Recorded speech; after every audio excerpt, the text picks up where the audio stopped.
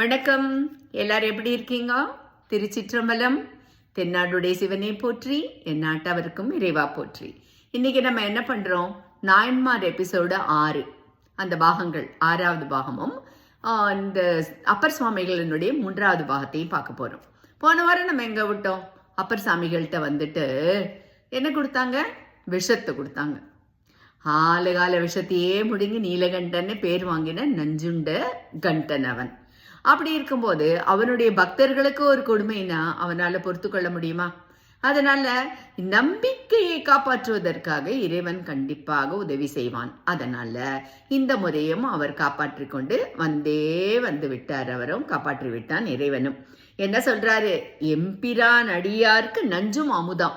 அதாவது எம்பிரானுடைய அடியார்களுக்கு நஞ்சு கொடுத்தா கூட அது அமுதமாக மாறிவிடும் அப்படின்னு திருநாவுக்கரசர் சொல்றாரு. அது உண்மையாயிடுத்து. ஐயோ, பொழைச்சு வந்துட்டானே, இவனை என்ன பண்றது? எப்படியாவது இவனுக்கு ஒரு தண்டனை கொடுத்து இவன் உயிரை வாங்க வேண்டுமே. என்ன செய்யலாம் அடுத்தது? சரி, எவ்வளவு ஒரு அவர்களுடைய அந்த ஒருத்தன் போனால் என்னன்னு விடாததுனாலதான் தொடர்ந்து அவர்களுக்கு தான் சிக்கல்கள் வருது. பின்னாடி மிகப்பெரிய சிக்கல் அவர்களுக்கு நேருகிறது. ஆனா அந்த நேரம் உணர்ச்சி வேகத்துல அதெல்லாம் ஒன்றும் புரியாது. அடுத்தது என்ன யோசிக்கிறார்கள்? யானையால எரட விட்டுலாம். சரி, என்ன பண்ணுவார்கள் தெரியுமா? பூமிக்குள்ள தலையை மட்டும் விட்டுட்டு அப்படியே உடம்பை புதைத்து விடுவார்கள். யானை பாகன் தூண்டி விடுவான். அந்த யானை மதம் கொண்ட யானை வரும். வந்துட்டு ஒண்ணு தன்னோட காலால அவனுடைய தலையை போட்டு அமுக்கி பூமிக்குள்ள அமுக்கி விட்டுரும்.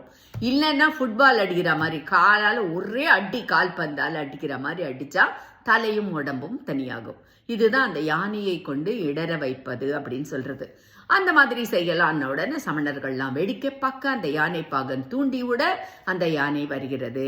அப்பொழுதும் அவர் என்ன தெரியுமா பாடுறாரு? 10 பாடல்கள் கொண்ட பதிகங்கள் பாடுறாரு. என்ன பதிகம் பாடுறாரு அப்படின்னு ஒரு வாட்டி காதால கேட்போமா? ஒரே ஒரு பாடல.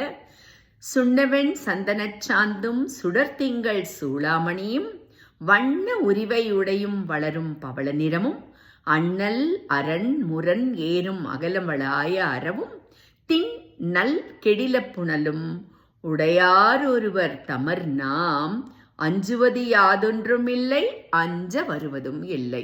இது மாதிரி 10 பாடல்கள் அவர் பாடும்போது ஒவ்வொரு பாடலுடைய இறுதி அடியும் இதேதான் இருக்கும். அஞ்சுவது யாதொன்றுமில்லை அஞ்ச வருவதும் இல்லை அப்படின்னு யானை வருது. இந்த மாதிரி ஒரு காட்சியை நம்ம சரஸ்வதி சபதம்ன்ற ஒரு படத்துல கூட பார்த்திருக்கோம். யானை வருகிறது, பார்க்கிறது, அப்படியே அவரை வலம் வருகிறது.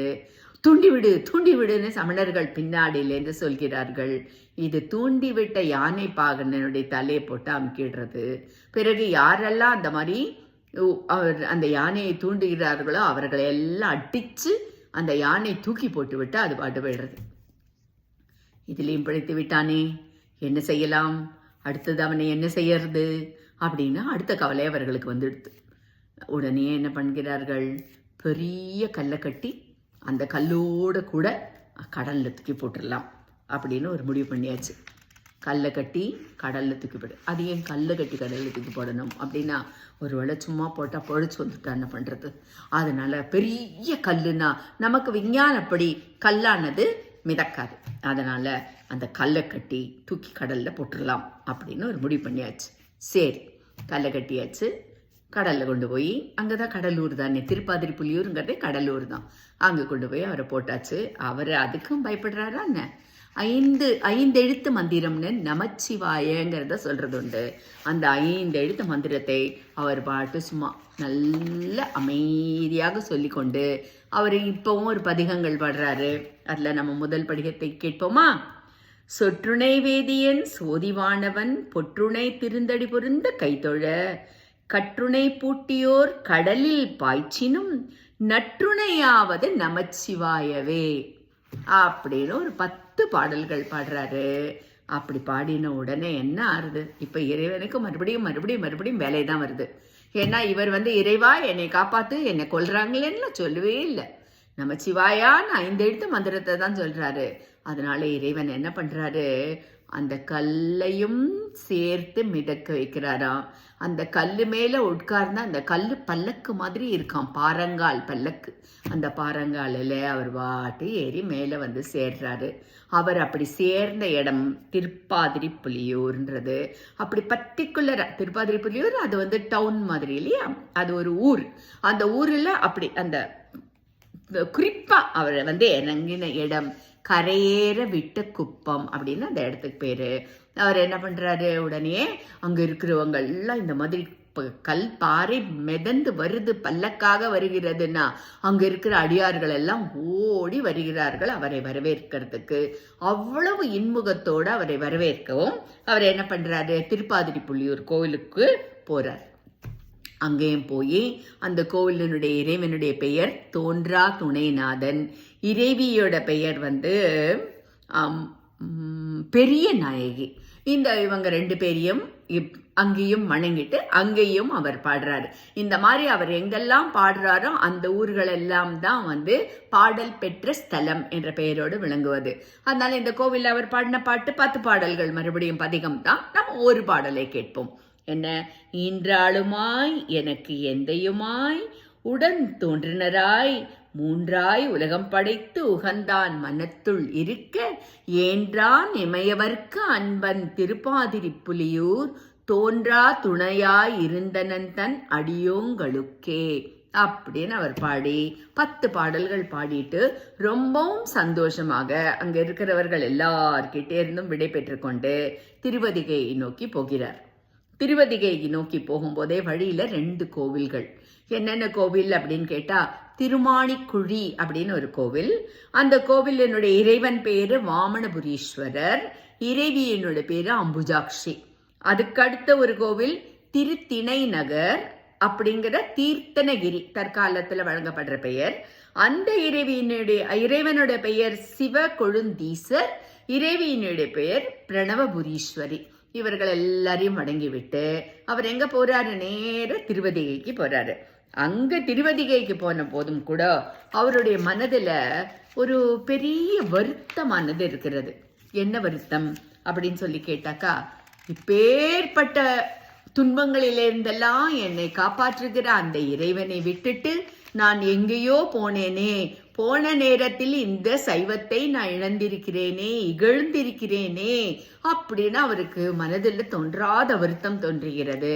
அதனால அங்க அந்த இறைவனின் முன்னாடி போய், திருவதிகை இறைவன் திருவீரட்டானேஸ்வரர், தாயாரினுடைய பேரு திரிபுர சுந்தரி, அவர்களை போய் அவர் வணங்கி, அவர் தொண்டு செய்த இடம் தானே, அவங்க அக்கா இருக்கிற இடம் தானே, அதனால அங்க போய் அவர் என்ன பாடல்கள் பாடுகிறார், அந்த பாடலை கேட்டாலே உங்களுக்கு அவருடைய மன வருத்தம் தெரியும்.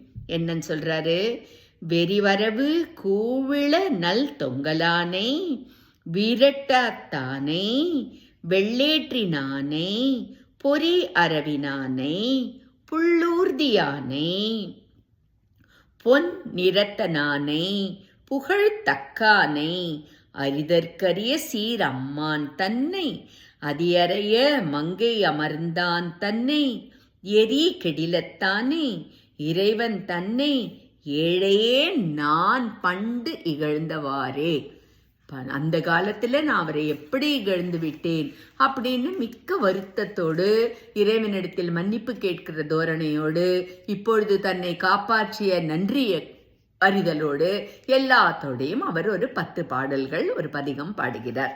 அதுக்கப்புறம் விஷயம் அரசனுக்கு போயிடுத்து. அரசன் ஓடி வருகிறான், வந்து மன்னிப்பு கேட்கிறான். ஏன்னா இந்த அளவுக்கு வந்து இறைவன் இவரை இப்படி காப்பாற்றி இருக்கானேன்னு தான் செய்த தவறுகள் எல்லாமா அவனுக்கு புரிகிறது. அதோடு இல்லாம இந்த பல்லவ குலம் வந்து சிவனை வணங்குகின்ற குலம் தான். இந்த அரசன் தான் இப்படி சமணத்துக்கு மாறினது. அதனால மறுபடியும் அவன் அந்த சைவத்துக்கே மாறிட்டான். ஆனா நமக்கு ஒரு விஷயம் தெரியும், எதற்கு பயந்தார்களோ, யாரு நம்மளுடைய இந்த சமணர்கள் எதுக்கு பயந்தார்களோ அது நடந்தே விட்டது. சமணத்திலேருந்து மாறின அரசன் எப்பவுமே இந்த அரசர்கள்லாம் ஒரு பக்கம் சாய்ந்தா ஒரேடியா சாய்ந்து விடுவார்கள். அதனால் அவர் என்ன பண்ணாரு, அந்த சமண படுகை இருக்கு இல்லையா, அந்த ஊர் பேர் என்ன, திருப்பாடலிகபுரம்.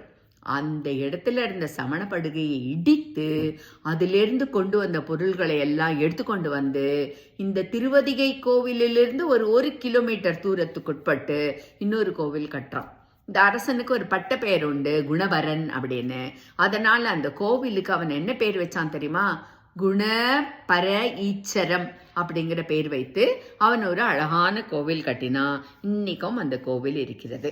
சரி, இதற்கப்புறம் என்ன நடந்ததுங்கிறத நம்ம அடுத்த வாரம் பார்ப்போம். அதற்கு முன்னாடி ஒரு சின்ன விஷயம். 8 வீரட்டானேஸ்வரம் கோவில்கள் அங்கே இருக்கு. என்னது 8 அப்படின்னு சொல்லி கேட்டாக்கா, 8 இடங்களில் சிவபெருமான் தன்னுடைய வீர செயல்களால் இந்த ராட்சசர்களை அசுரர்களை வென்ற இடம். சில இடங்கள்ல கொல்றாரு, சில இடங்கள்ல அவர்களை தன்னுடைய உறுப்புகளாக தன்னுடைய ஏவலாளிகளாக இப்படியெல்லாம் மாற்றி கொண்டு விடுகிறாரு. அந்த மாதிரியான கோவில்ல 2 கோவில்கள் ஒன்றுக்கொன்று மிக சமீபத்தில் இருக்கிறது. அதுல ஒரு கோவில் திருவதிகை, இன்னொரு கோவில் திருக்கோவிலூர். 2மே பக்கம் பக்கம் இருக்கிற கோவில்கள் தான். இந்த மாதிரியான கோவிலினுடைய எல்லா கோவில்களுமே வீரட்டானேஸ்வரர் கோவில் அல்லது வீரட்டானம் என்று வழங்கப்படுகிறது. சரி, இந்த கோவில் அவர் என்ன பண்ணார்னா, அது ஒரு பெரிய புராண கதை. அதை சொல்றதுன்னா நான் மறுபடியும் ஒரு முழு 12 நிமிஷம் சொல்லணும். அதனால குறிப்பு மட்டும் சொல்கிறேன். அந்த இடம் திரிபுரத்தை எரித்த திரிபுரம் அப்படின்னா 3 கோட்டைகள். 3 கோட்டைகளை அவர் எரித்த இடம். அதனால அது வீரட்டானீஸ்வரர் கோவில் என்று வழங்கப்படுகிறது. சந்தர்ப்பம் கிடைக்கும் போது, ஏன்னா இதுவும் ஒரு பாடல் பெற்ற ஸ்தலம், மூவர்களுமே பாடின இடம். அதனால பாடல் பெற்ற ஸ்தலங்களை பற்றி சொல்லும் போது நாம இந்த கோவிலை பற்றி விவரமாக சொல்கிறோம். இப்பொழுதைக்கு நம்ம தெரிஞ்சு கொள்ள வேண்டியது என்னன்னா, அந்த 8 கோவில்கள் என்னென்னு பேர் மட்டும் படிக்கிறேன். திருக்கண்டியூர், திருக்கோவிலூர், திருவதிகை, பரியலூர், திருவிற்குடி, திருவழுவூர், திருக்கொருக்கை, திருக்கடையூர். ஆக மட்டும் 8 கோவில்கள். இது ஒன்று பற்றியும் நாம் பின்னாடி படிப்போம். அதுவரைக்கும் நன்றி, வணக்கம். திருச்சிற்றம்பலம். தென்னாடுடைய சிவனே போற்றி, என் நாட்டவர்க்கும் இறைவா போற்றி. நம சிவாய.